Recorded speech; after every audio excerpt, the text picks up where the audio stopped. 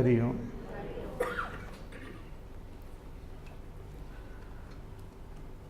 The journey within,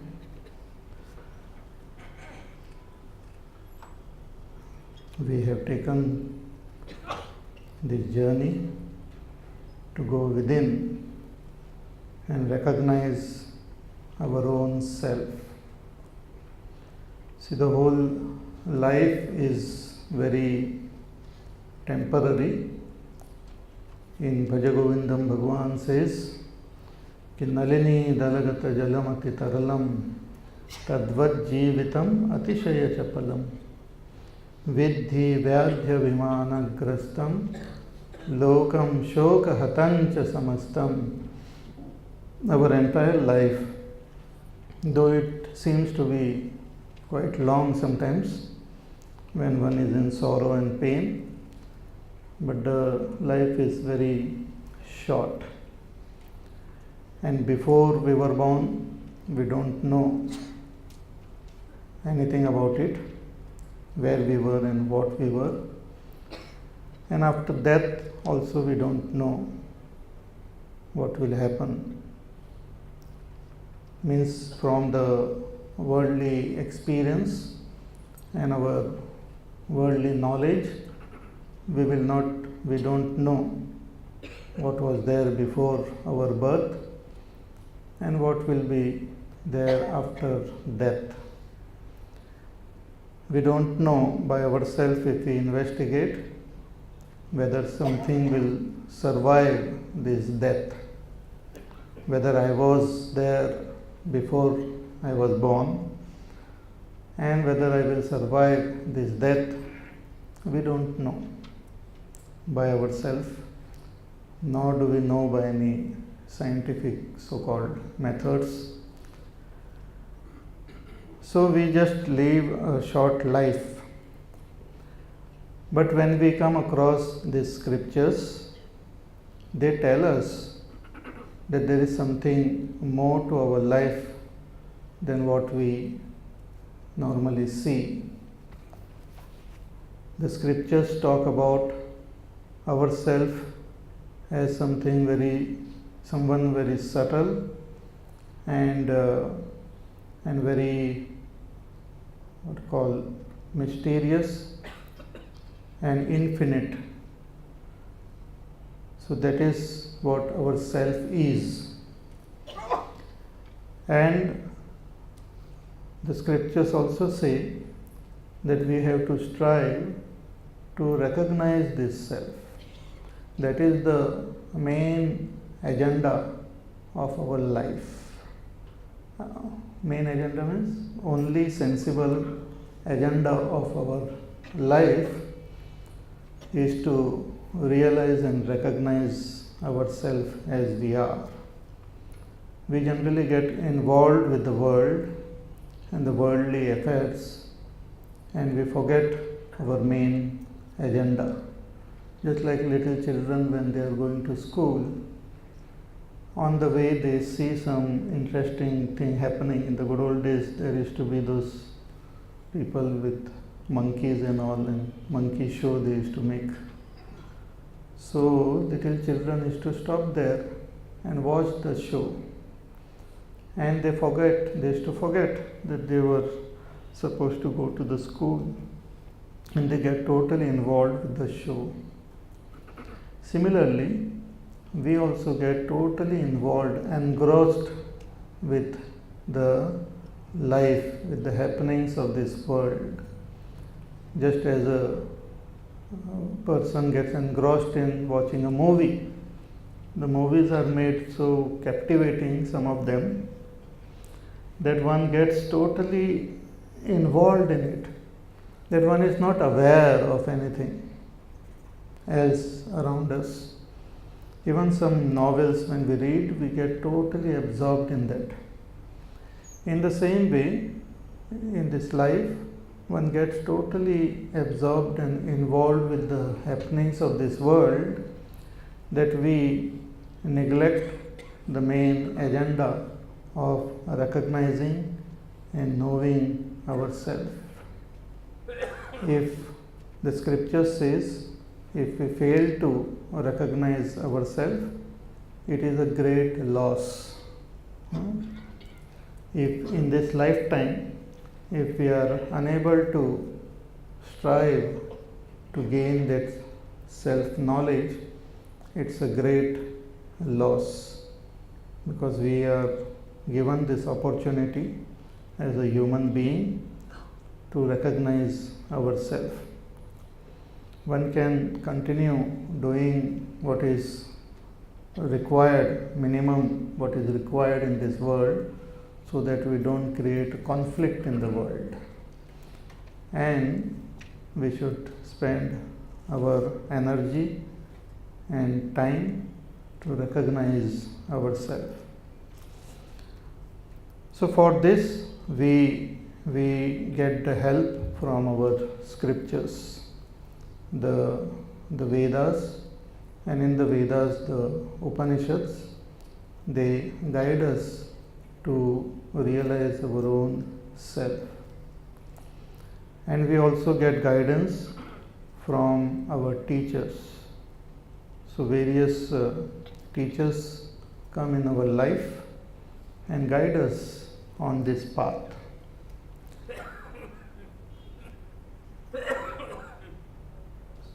So now we will study one of these guidance by a great master, Sri Adi Shankaracharya Ji. We have already studied in this series two of his very beautiful texts, Tattvabodh and Drigdrishya Vivek. And this is one of his most inspired work, Sri Dakshinamurti Stotram.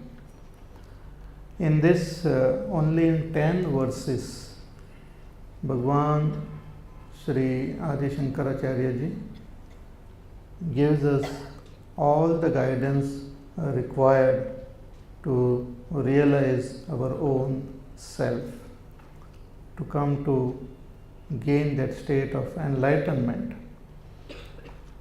So this is a very beautiful text, very short, crisp, but very important.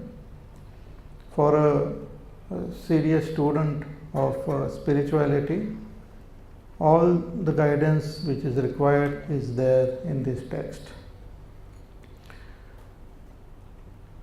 Shri Dakshinamurti Stotram, if you just look at it outwardly, it is in praise of Sri Dakshinamurti.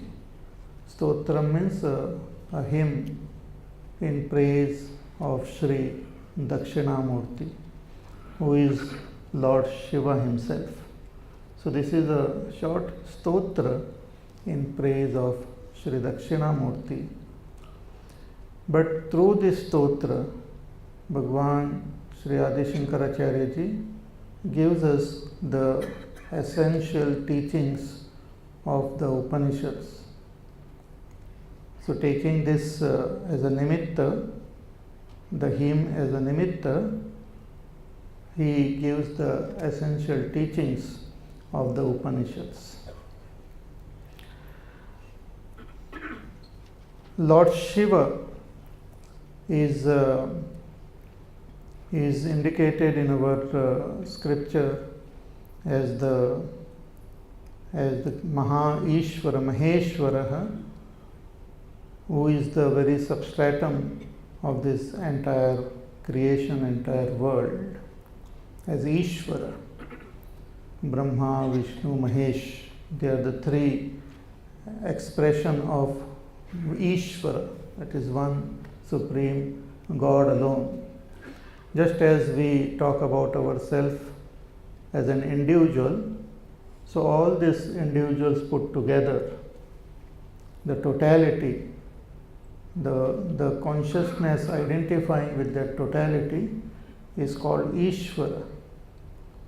Just as in our own body also, we have so many cells, and each cell they have their own function also.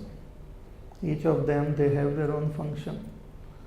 But I, who is identified with the entire body, is like the Ishvara of this body. Eh? I decide, I walk, I talk, I perform various types of activities, taking the help of all these cells. But all these cells put together is what I consider myself to be. Similarly, all of us are tiny little cells in this vast body of God. It's called Ishvara. So Ishvara is the totality, that same consciousness identified with the totality. Just as we have the waves and the ocean, each one of us are like waves, and Ishvara is the ocean. So Ishvara is the creator, the sustainer, and one who dissolves this whole world. So Ishvara is also indicated in our scriptures as creator. He is spoken as Brahma, the creator. As sustainer is indicated as Vishnu, Mahavishnu, and as one who dissolves the whole world is spoken of as Shiva. But Ishvara is one only, and these three are his expression: Brahma, Vishnu, and Mahesh. Ishvara is also is indicated as our Adi Guru. We say Sada Shiva Samarambham Shankaracharya Madhyamam Asmadacharya Paryantam Vande Guru Paramparam. Ishvara is depicted as our Adi Guru. So Lord Shiva is also sometimes referred as Adi Guru. He not only dissolves this entire creation, but he also dissolves our samsara. He is the Guru who dissolves the samsara.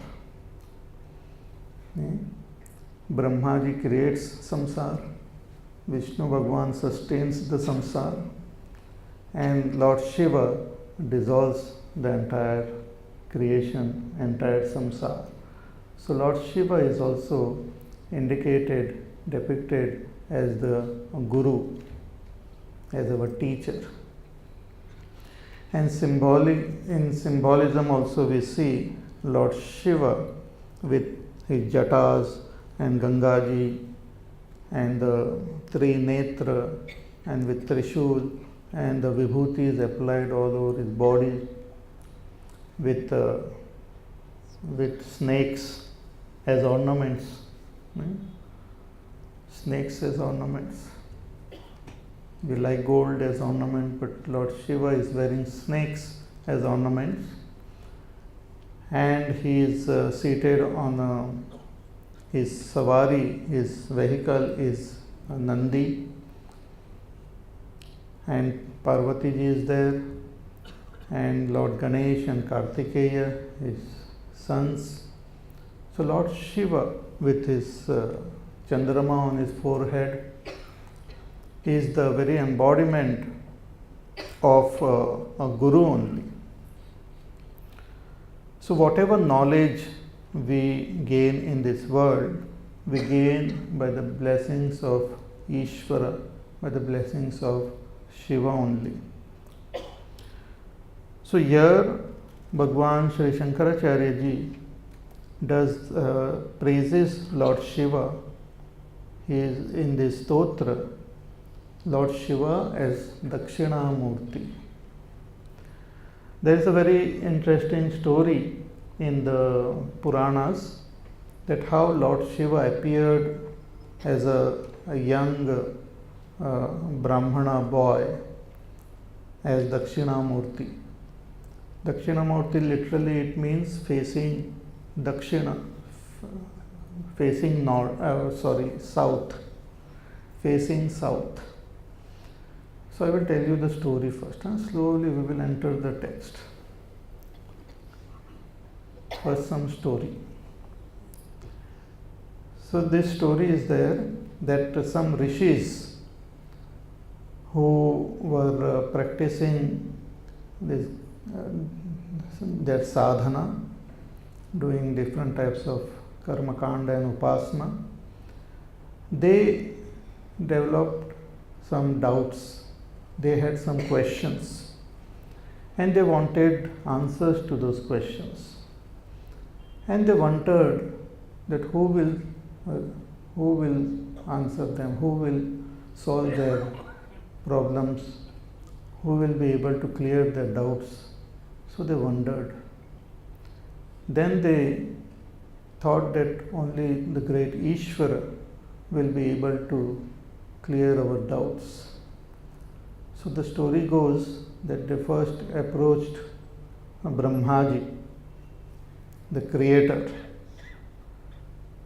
But when they approached him, they felt that Brahmaji, who was sitting with Saraswati, they felt that Brahmaji will not be able to clear our doubts. Brahmaji was listening to Veena and all, I think, and they felt that maybe Brahmaji will not be able to clear our doubt. Also, Brahmaji is the creator. He knows how to create, but what we want is how to dissolve this whole thing and come to recognize our own self. They had some doubts about their nature of their own self. So they approached Lord Vishnu Bhagwan, and Vishnu Bhagwan was there lying down, and Lakshmi ji was massaging his feet. So the Rishi Munis thought that Vishnu Bhagwan also will not be able to clear our doubts. He is not a good teacher, He is like lying down here, relaxing, enjoying. Maybe he will not be able to answer our questions. We want some sincere, serious teacher. So they were dejected. They left Vishnu Bhagwan and then they went to Lord Shiva. So when they approached Lord Shiva was in his Ardhanarishwar Rupa. Shiva and Parvati, both in one form only. So the rishis, they felt very sad. They say, here Lord Shiva is totally attached to his wife. At least they were separate. Brahmaji was listening to Saraswati sitting in front. Vishnu Bhagwan was little closer, but here they are both together. So I don't think he will be able to clear our doubts. So these rishis, they were very sad and they were returning back to their own forest. So when Lord Shiva, he came to know about this, he felt that these great disciples had come, student had come, but they have their own notion about what type of teachers should they have and what should be the qualities of a teacher and all. So in order to bless them and in order to guide them, Bhagwan took a form of a young Brahmana boy, and he went and sat under a tree on their path only. So when the Rishi Munis were going back, they saw a wonderful sight. There was this Vatavruksha, a banyan tree, and under that Lord Shiva was sitting alone, very, very peaceful, extremely silent. The whole atmosphere was supremely silent and peaceful, and Lord Shiva was sitting there facing south.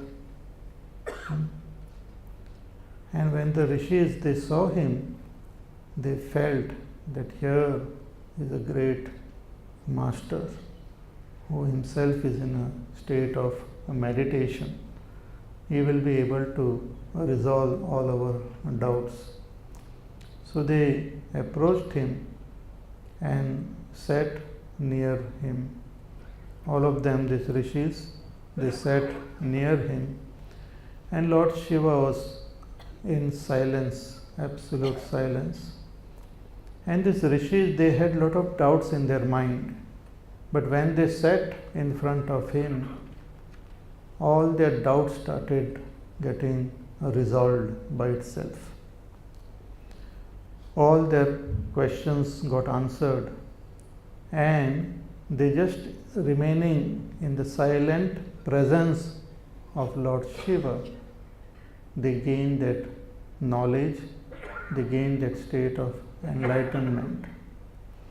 Lord Shiva, as Dakshinamurti, taught them in silence, and they got this knowledge. So Dakshinamurti, Sri Dakshinamurti, is a roop of Bhagwan, Lord Shiva himself.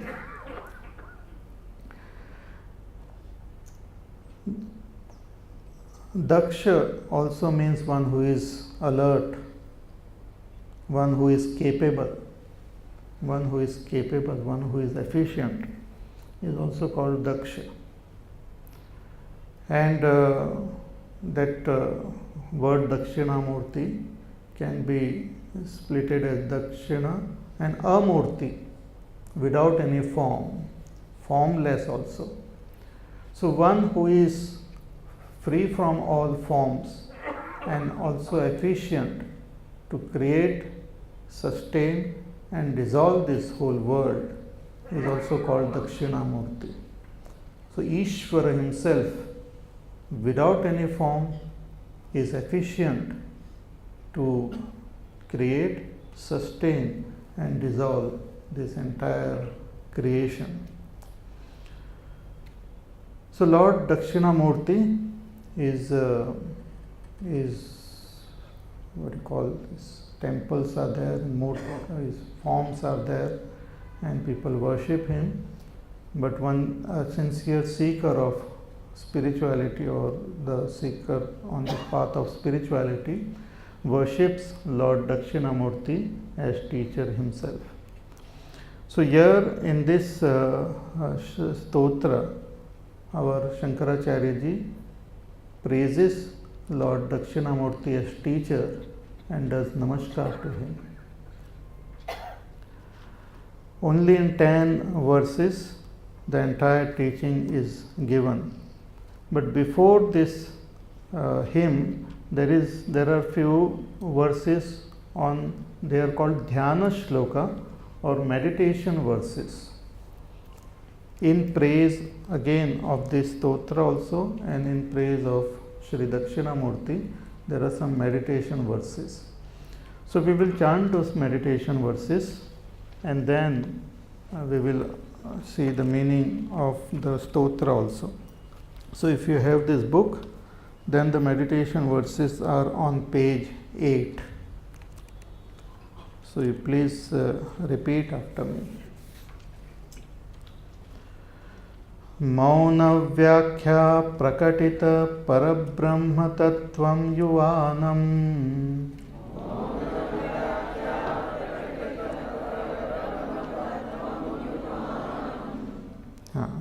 long tongue twister it is. Again we'll Mauna-vyakya prakatita Parabrahma tattvam yuvanam Varshishthante vasadrishiganaihi Avrutam brahmanishthaihi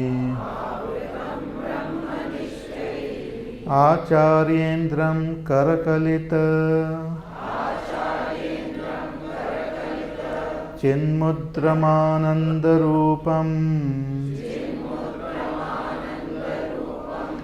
स्वात्मा रामं मुदितवदनम् दक्षिणामूर्तिमीढे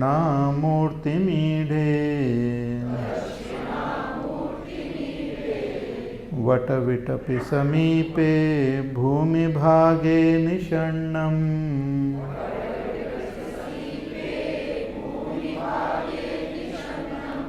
सकलमुनिजनानां ज्ञानदातारमारात्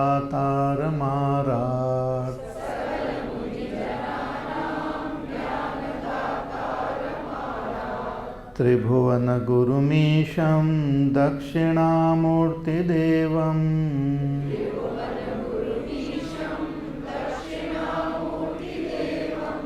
जननमरणदुःखच्छेददक्षं नमामि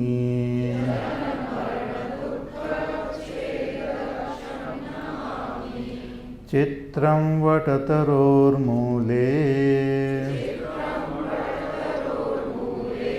वृद्धा शिष्या गुरुर्युवा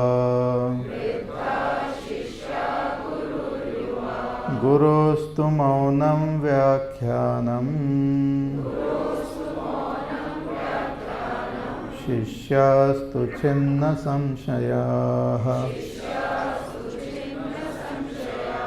निधये सर्वविद्यानां भिषजे भवरोगिणां गुरवे सर्वलोकानां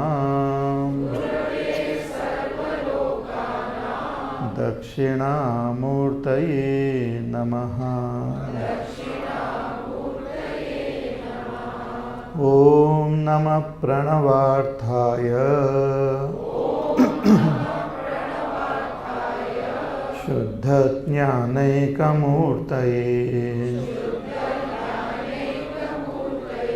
निर्मलाय प्रशान्ताय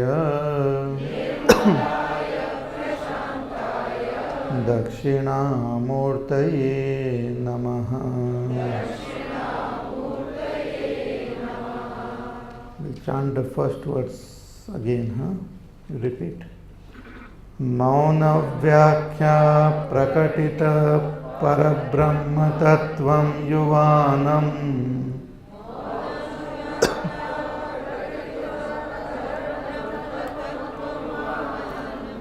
वर्षिष्ठान्ते वशदृशिगणैः आवृतं ब्रह्मनिष्ठैः आचार्येन्द्रं करकलित चिन्मुद्रमानन्दरूपम्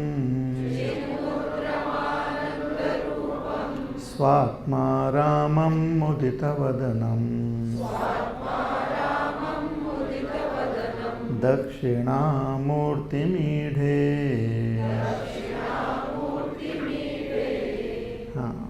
Say Dakshinamurti Meedhe, that I worship Shri Dakshinamurti.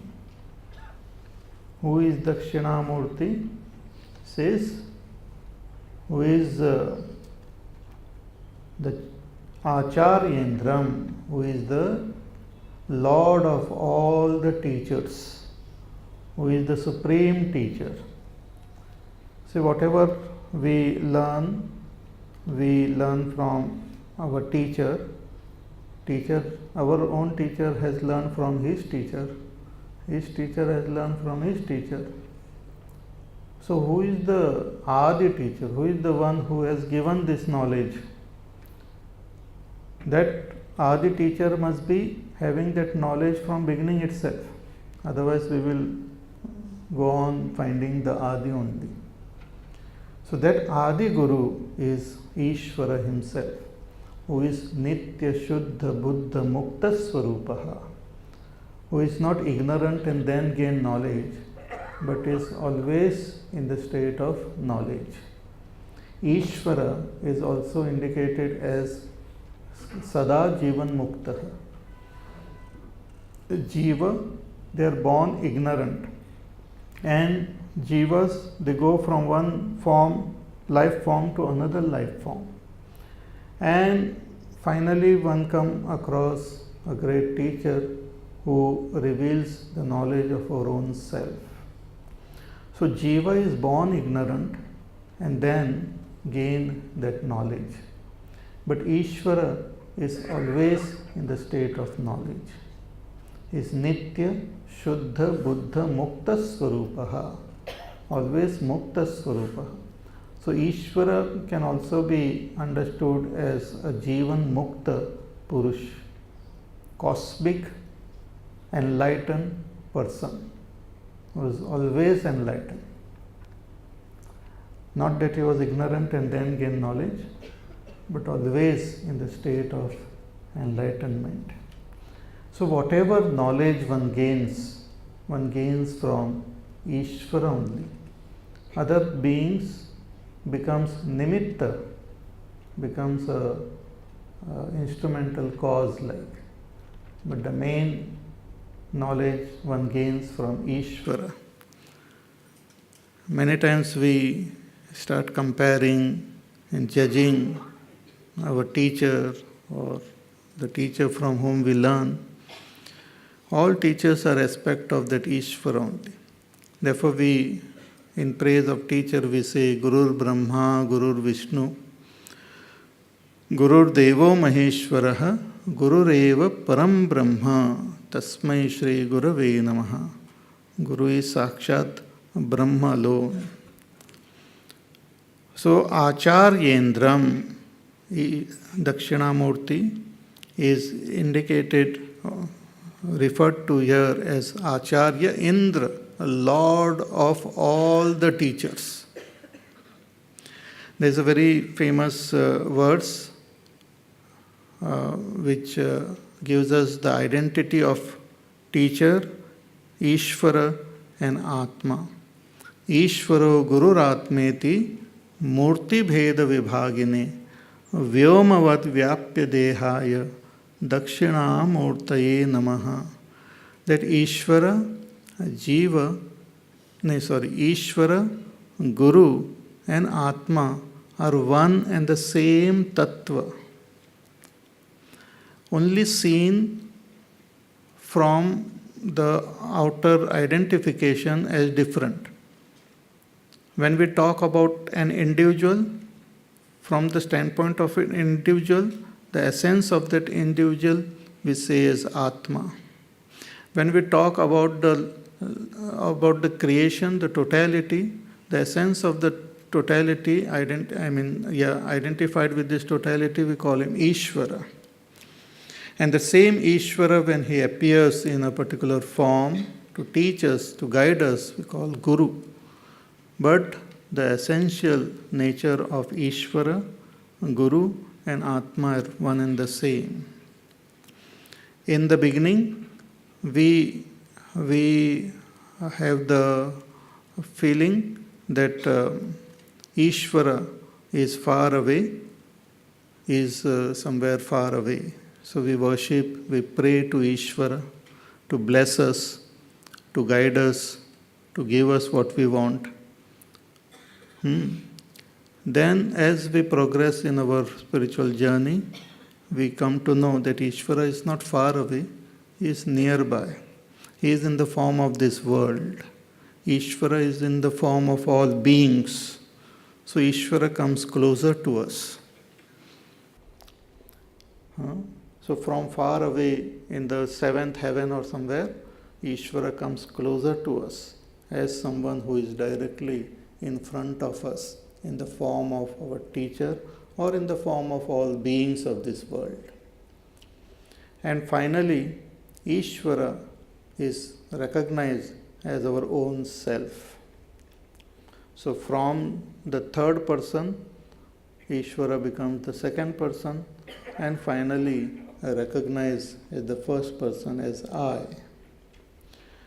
So Ishvara himself is the Lord of all the Gurus. So Acharya Indram is the Acharya Indra, the greatest of all teachers, the master of all teachers. And how is the teacher? He is Ananda Rupam, Ananda Roop, in the state of bliss. Not in the state of misery or sorrow, but in the state of bliss. Because that teacher is the self alone, and the self is Sat, Chit and Ananda Swarup. So the teacher is established in the state of supreme bliss, supreme peace and supreme bliss. Therefore one gets attracted towards the teacher, because all of us are seeking bliss, seeking peace. So wherever there is peace and wherever there is bliss, we get attracted towards it. Consciously, unconsciously, we are all moving towards bliss. So here the teacher is Ananda Rupam, is very embodiment of supreme bliss. And Swatmaramam. Swatmaramam is reveling in that bliss, reveling in that self, established in that self and reveling in the self. The teacher, Dakshinamurti, is reveling in his own self. His self is not confined to the body, but is all pervading and is reveling in that self. Swatmaramam, Mudita Vadanam, with a very smiling and a very pleasant face, very pleasant face. Mudita Vadanam. And he is giving knowledge. He is a teacher who gives knowledge. And he is giving knowledge. How is he giving knowledge? Mauna Vyakhya Prakatita Parabrahma Tattvam Yuvanam Varshishthante Vashadrishiganaihi Avrutam Brahmanishtaihi Karakalita Chinmudram Ananda Rupam. The teacher is giving knowledge by Mauna Vyakhya. His Vyakhya, his Pravachan is Mauna. Actually that is best. But people, everyone will not be able to appreciate the Mauna. If suppose advertisement is given that Mauna Vyakhya will be there. Kuch to bolo. Say something. Mauna is not appreciated. So, but the teacher is giving the Vyakhya in Mauna, but the student are not ordinary student. Therefore, they appreciated the Vyakhya. The student are great rishis, mantra drashta, who themselves have understood the great secrets of this world. Not the ultimate, but those who have really understood the secrets and who are also doing, who have done their sadhana of karma and upasana, such great masters. So, Rishiganaihi Avrutam, the teacher is seated and he is surrounded by these great rishis who are themselves great masters. And these Rishiganesh, they are also seated there very silently. Because if you want to listen to silence, we ourselves should be supremely silent. Then we will be able to listen to this silence. So the teacher is speaking in Mauna and the rishis are seated there. Just imagine, they are seated there and just in the presence of the teacher, they gain this knowledge. So, Mauna Vyakhya Prakatita, Parabrahma Tattvam. The teaching is conveyed through Mauna. Means the state of enlightenment which the teacher himself is established in is conveyed without the need of words to the student. When there is no disturbance of thinking, when there is no disturbance of any emotions, when the students are also totally calm and peaceful, the teaching gets conveyed. It's like what you call the air also, when it moves, when there is nothing blocking it, then the air also moves from one place to another. The state of enlightenment in which the teacher is seated, it also goes into, it gets as though shifted into the students also. So, Mauna Vyakhya Prakatita. So, the ultimate greatest way of Upadesh, as Bhagwan Ramana Maharshi also is to say, the greatest Upadesh is given in silence. But if the silence is difficult to comprehend for those students who are not yet ready and those who don't recognize silence, the teacher conveys the teaching through mudra. Mudra means through sign language. And thus, if the mudras are also difficult to understand, if one doesn't comprehend these mudras, then the teaching is given through words and through the behavior of the teacher. So here the highest teaching was given of Brahma Tattvam, that supreme Tattva of Brahma was revealed through silence. Once Gautam Buddha was speaking to his students, and he was talking, on that day, he was supposed to speak on that supreme truth. And the disciples were there seated in front of him. And he was about to convey the supreme truth. At that time, one bird came and sat near the tree, on one of the branch. And the bird started chirruping. So Gautam Buddha just remained silent. And the students also became silent. And all of them were listening to the bird. So after some time, the bird, after chirruping, it flew away.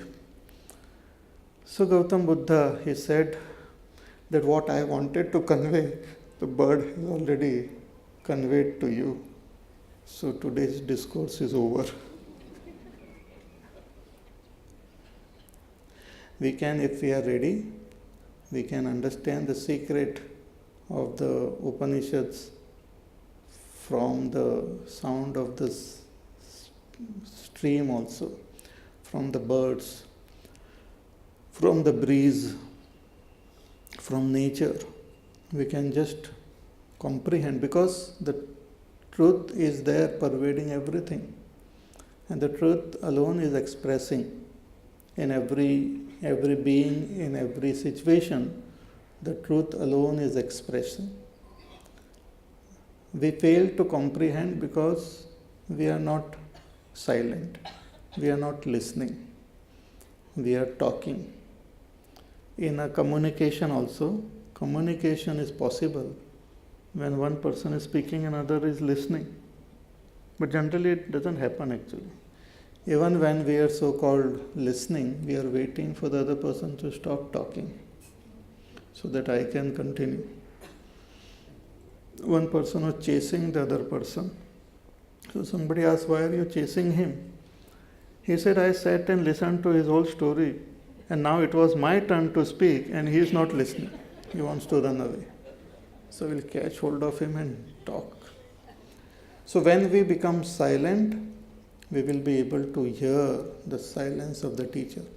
This was not only true of Bhagwan Dakshinamurti, but it was true for Bhagwan Ramana Maharshi also.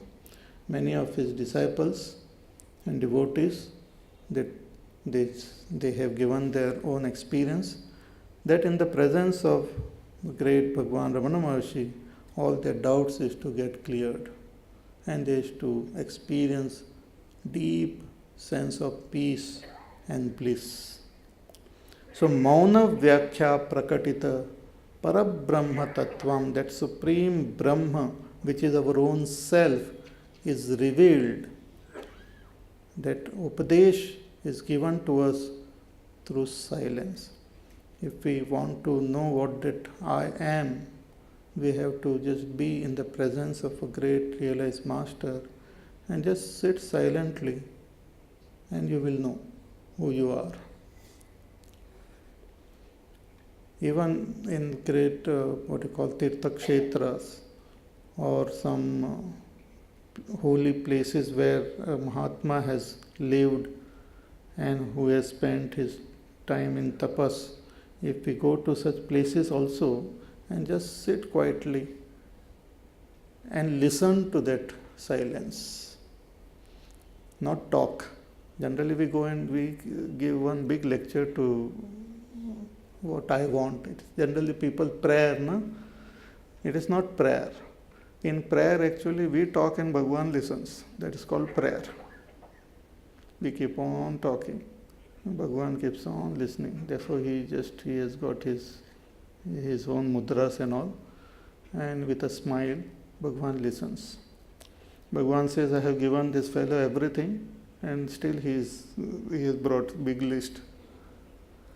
So it's not prayer, but it is meditation.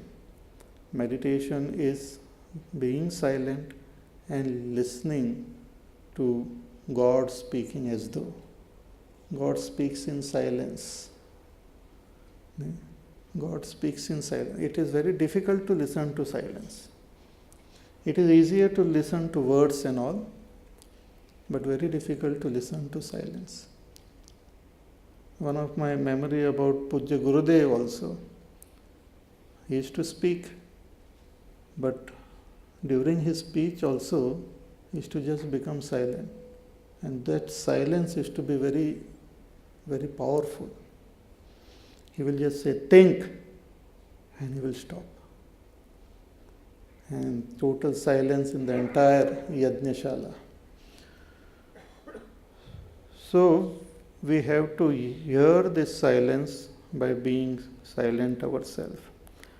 So, Varshishthante Vashad Ganaihi Avrutam. So, he was seated, Dakshinamurti, silently, surrounded by the great rishis. Avrutam Rishiganaihi Brahmanishthaihi. And all these Rishiganas are Brahmanishta. Brahmanishta means dedicated to Brahma. Having nishtha in Brahma. Dedicated to that supreme goal. That will make us silent. If one is dedicated to the world, if one is dedicated to some other things, some other agenda, if it is there in life, that makes our mind also very active.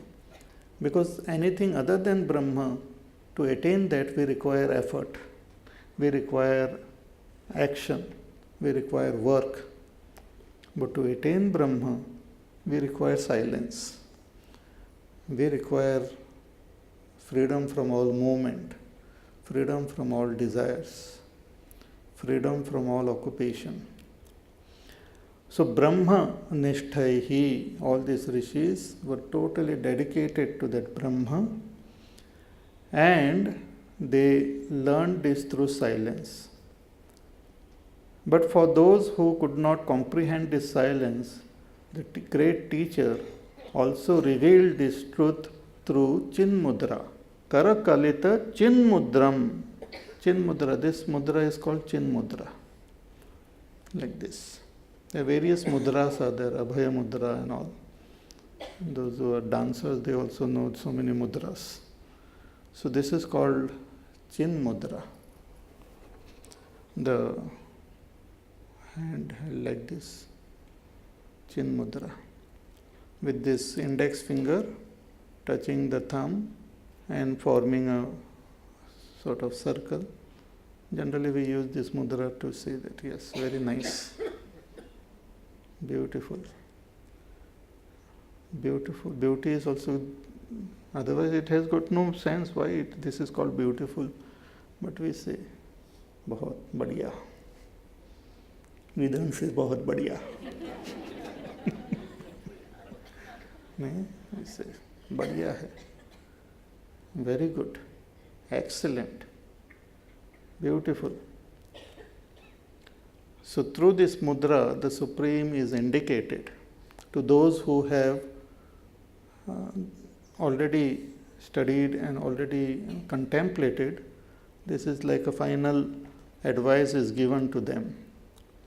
See, this index finger represents the ego. It is used to point out to others, I am different and you are different. It is also point out blaming someone and all. You have done this. So this represents ego. And this thumb represents Ishvara. So ego or jiva is represented by the index finger, and the thumb represents Ishvara. Without the thumb, the hand will not function properly. And the thumb can meet all these fingers very easily. And the thumb is helpful in all our work. So this ego is as though at present, when the hands are kept like this, it is as though away from this thumb. It is attached to these three. The ego is attached to these three. So these three are our three bodies. Sthula Sharir, Sukshma Sharir and Karana Sharir. They are the three bodies to which this ego is attached. So we have to detach ourselves from these three and attach ourselves to that Ishvara. Come to know that I am not these three, but I am that Ishvara. So one has to detach from these three and slowly and surrender to that Ishvara. Surrender to that Ishvara. And when we come to identify with Ishvara, we will come to know that I and Ishvara are one only. Where in this circle, where there is no beginning and there is no end, it all becomes one. That circle then represents that Brahma, which is beginningless and endless, which is supreme. So that supreme Brahma one will be able to realize when we detach from these three and attach ourselves to that Ishvara. So slowly and steadily as we dedicate ourselves to Ishvara, finally when we become one with Ishvara, we will know that I and Ishvara are one, and that itself is the state of enlightenment, that realization. This mudra also helps us to quieten our mind and make our mind peaceful. So when one sits for meditation, it becomes helpful if one sits with this mudra. So it quietens the mind and makes us detach from this body, mind, intellect, from gross and subtle and the causal body, and come to recognize our own self. So Dakshinamurti is seated there with this mudra, Karakalita Chinmudram Anandarupam Swatmaramam Muditavadanam Sri Dakshinamurti Mide. To that Dakshinamurti my namaskar and my worship. So Mide means to worship, Ide. Dakshinamurtim Ide. Ide means to worship. Then further, Vatavitapi Samipe Bhumi Bhage Nishannam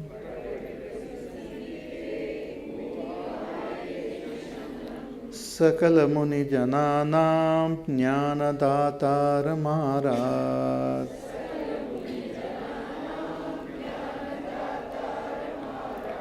Tribhuvana Gurumisham Dakshinamurti Devam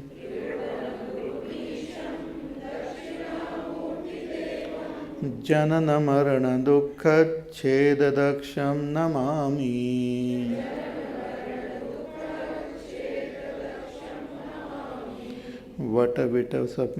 वटविटपि समीपे भूमिभागे निषण्णं सकलमुनिजनानां ज्ञानदातारमारात् त्रिभुवनगुरुमीशं दक्षिणामूर्तिदेवं जननमरणदुःखच्छेददक्षं नमामि. नमामि, मैं नमस्कार तो दक्षिणामूर्ति देवम, to Dakshinamurti, Shri Dakshinamurti, मैं नमस्कार. See, namaskar is a form of surrender only. Namaskar, though physically we do namaskar and all, but namaskar, the meaning is to surrender. Na mama, to bring that bhavana that nothing is mine. I also nothing belongs to me. I also belong to you. I surrender to you. So na mama, namami. So Dakshinamurtim Devam Namami. I do namaskar to Dakshinamurti. And who is Dakshinamurti? One who is seated under the banyan tree. Vitapi Samipe Bhumi Bhage Nishannam. Near the tree, Vatavruksha, near the banyan tree. See, Dakshinamurti selected banyan tree. He could have selected other tree also, Nariyal tree or something. But each tree has got its own what? Vibration and all. Each tree has got its own thing which is conveyed by the tree. So this Vatavruksha conveys faith, firm conviction, and faith is conveyed by Vatavruksha. So when the teacher himself is seated under this Vatavruksha, means he is seated under firm conviction. And what is the conviction? That I am that Brahma. The teacher's conviction is firm that I am Brahma. His enlightenment or state of enlightenment is firm, is established in that knowledge that I am Brahma. There is no doubt about it. In Tattva Bodh also we have seen the Jivan Mukta is one who has, just as an ignorant person thinks that I am the body, Jivan Mukta knows that I am that, I am not this body, but I am that Satchidananda Brahma alone. So he is seated under the firm conviction. So when we also approach the teacher, our conviction also becomes more and more firm. When we want to meditate on that Brahma, we should also sit under a banyan tree. Need not be physically, but should sit under this firm conviction that I am that Brahma. If there is any doubt, then meditation doesn't happen. We don't proceed on that path properly. So one should have that firm conviction that I am Brahma and just sit firmly in that conviction. And that itself is our sadhana. So Vitapi Samipe, near the Vatavruksha, Bhumi Bhagi, on the ground, Nishannam, he is seated. And Sakala Muni Jananam Jnana Dataram Arat. And he gives knowledge to all the Munis, all the great Rishi Munis. They are given knowledge by Sri Dakshinamurti. Tribhuvana Guru Misham, he is the Guru of all the three worlds. He is not just a Guru of all those Rishis only, but Dakshinamurti is Guru of all the three worlds. Tribhuvana Guru, Isham, he is the Ishvara. Dakshinamurti Devam. And this knowledge which Bhagavan gives, what happens with that knowledge? Janana Marana Dukkha Cheda Daksham. He destroys, with this knowledge, he destroys the Janana Marana Dukkha, this sorrow of birth and death. sorrow of getting confined in this body and taking birth again and again, sorrow of having that limited personality, this ego. See, moksha means freedom from our ego, freedom from ahankar. Ahankar is giving sorrow and pain. The sense of I which one has got, it gives sorrow and pain. It is like suppose you are dreaming and a very terrible dream, and you don't wake up from that dream, and continuous terrible dream. You might be sleeping in your own air conditioned room and all sorts of pleasure and comfort is there, but if the dream is terrible, then it is terrible only. One has a very bitter and very sorrowful experience. So to become free of that is to wake up from there. And when you wake up, the I who was experiencing the dream, you become free of that I. That ahankar who was experiencing the dream, that ahankar who was thinking that I am this body and I am experiencing this, you get rid of that. Similarly, at present, that ahankar which is there, which is identified with this body in this life, but which identifies with other bodies, as one dies, one becomes free of that ahankar permanently. So that is called moksha. So janana marana dukkha chedadaksham namami. He is the destroyer of this sorrow of birth and death. Now we will sit and meditate.